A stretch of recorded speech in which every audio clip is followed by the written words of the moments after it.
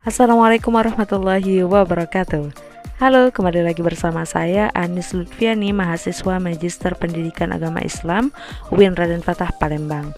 Baiklah, pada kesempatan kali ini kita masih akan membahas materi seputar pendidikan dengan judul Inovasi Pendidikan dengan Kegiatan Mentoring Pendidikan Agama Islam pada mata kuliah Inovasi Pendidikan dan Globalisasi dengan dosen pengampu Profesor Dr. Nyayu Khadijah MSI dan Dr. Muhammad Isnaini MPD.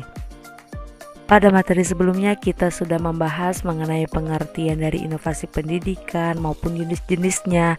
Nah, dari sana kita tahu bahwa inovasi pendidikan ini dalam sebuah pembelajaran sangat diperlukan, termasuk juga dalam pembelajaran pendidikan agama Islam. Dengan menerapkan inovasi pendidikan melalui kegiatan pembimbingan langsung kepada siswa, diharapkan dapat meningkatkan kualitas dari pendidikan yang sedang berlangsung. Selain itu, dengan inovasi dalam pembelajaran membuat siswa terbantu dalam memahami ajaran agama Islam yang disampaikan dengan lebih baik. Nah, selanjutnya inovasi pendidikan dengan kegiatan mentoring pendidikan agama Islam ini dapat dilakukan melalui beberapa cara. Yang pertama, pemanfaatan teknologi. Mentor dan siswa dapat memanfaatkan teknologi seperti video conference, platform belajar daring, atau aplikasi chatting untuk melakukan kegiatan mentoring.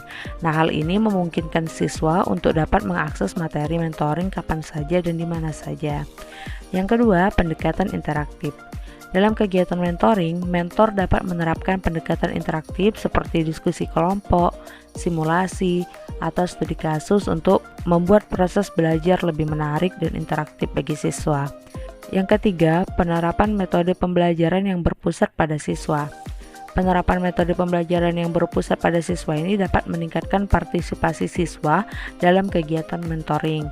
Metode pembelajaran seperti peer teaching, role play, atau cooperative learning itu dapat diterapkan dalam kegiatan mentoring. Yang selanjutnya yaitu pengembangan materi mentoring yang inovatif. Nah, materi mentoring yang inovatif ini dapat meningkatkan minat dan motivasi siswa dalam belajar agama Islam. Materi mentoring yang inovatif ini dapat berupa video, podcast, infografis, atau game yang dapat diakses secara daring. Selanjutnya, yang terakhir, menerapkan mentoring berkelanjutan. Mentoring yang dilaksanakan secara berkelanjutan itu dapat meningkatkan efektivitas kegiatan mentoring. Mentoring berkelanjutan ini dapat dilakukan dengan membuat jadwal mentoring secara teratur dan menentukan tujuan dari mentoring yang jelas. Nah, dengan menerapkan inovasi pendidikan dengan kegiatan mentoring agama Islam ini diharapkan dapat meningkatkan kualitas pendidikan agama Islam dan membantu siswa memahami ajaran agama Islam dengan lebih baik.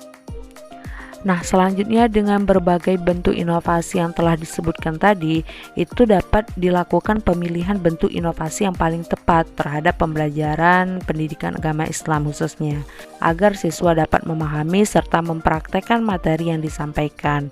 Nah, dalam hal ini contohnya seperti pembelajaran fikih pada materi kepengurusan jenazah. Nah, dari materi tadi itu terdapat beberapa kasus jenazah yang diurus oleh orang lain yang bukan merupakan keluarga jenazah. Nah, hal ini disebabkan kurang mengertinya ilmu agama tentang kepengurusan jenazah.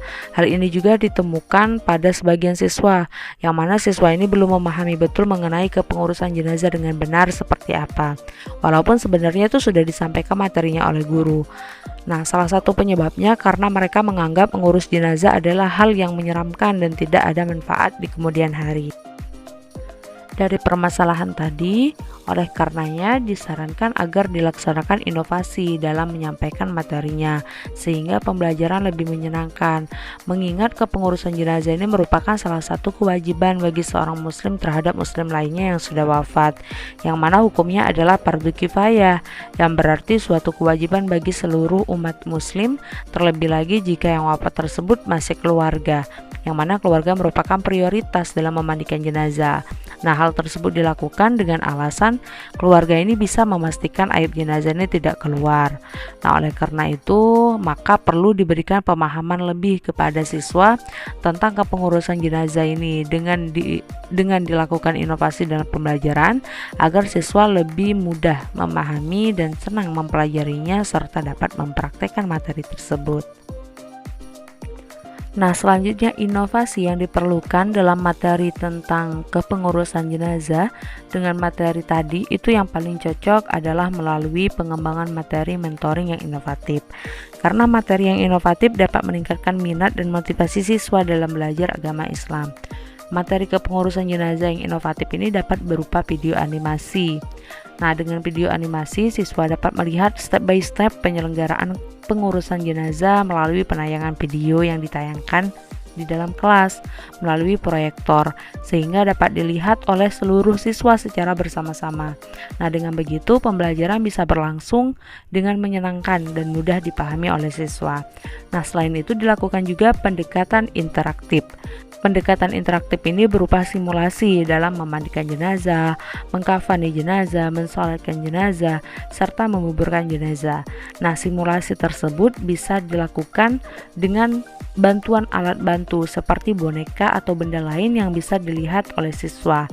Nah, dengan melakukan simulasi ini, siswa itu bisa mencoba secara langsung proses penyelenggaraan pengurusan jenazah, sehingga siswa lebih memahami materi yang disampaikan sekaligus bisa mempraktekkannya. Selanjutnya, pada tahap penilaian, itu guru bisa meminta siswa untuk membuat kelompok yang nantinya diminta untuk mempraktekkan proses penyelenggaraan jenazah mulai dari memandikan, mengkafani, menyolatkan, hingga menguburkan, yang tentunya mempunyai poin atau nilai masing-masing per individu itu.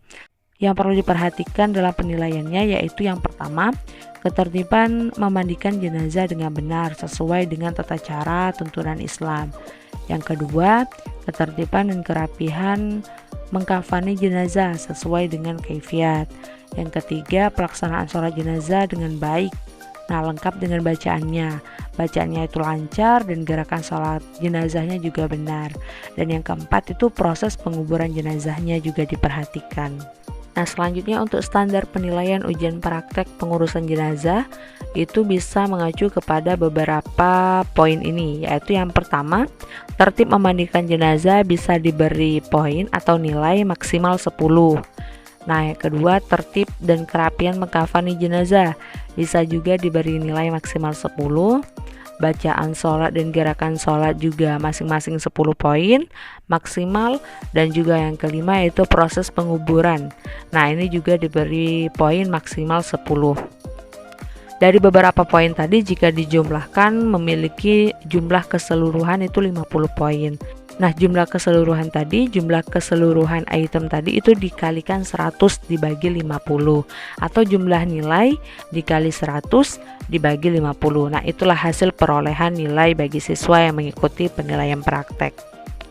Nah, mungkin ini saja pembahasan saya mengenai inovasi pendidikan dengan kegiatan mentoring pendidikan agama Islam, khususnya pada kasus kepengurusan jenazah pada mata pelajaran fikih di pendidikan agama Islam. Terima kasih atas segala perhatiannya. Semoga apa yang saya sampaikan ini bermanfaat bagi kita semua. Saya akhiri. Wassalamualaikum warahmatullahi wabarakatuh. Sampai jumpa di materi selanjutnya.